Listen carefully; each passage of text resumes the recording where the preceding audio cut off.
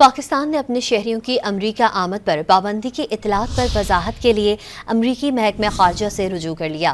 Dawn اخبار کے مطابق غیر ملکی خبر ایجنسی نے پچھلے ماہ رپورٹ دی تھی کہ پاکستان بھی ایسے ممالک میں شامل ہو سکتا ہے جن کے شہریوں کو امریکہ آمد پر پابندی کا سامنا کرنا پڑے گا۔ امریکی اخبار نے رپورٹ دی تھی کہ پاکستان کے شہریوں کا اگرچہ پابندی کا سامنا نہیں کرنا پڑے، البتہ امریکی ویزا کے لیے اپلائی کرنے پر سخت پوچھ گچھ کا سامنا کرنا پڑ سکتا ہے۔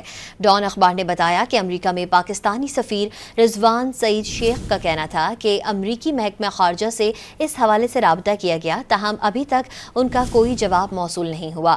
بتایا کہ ابھی تک صرف خبریں ہیں اور کوئی سرکاری موقف سامنے نہیں آیا۔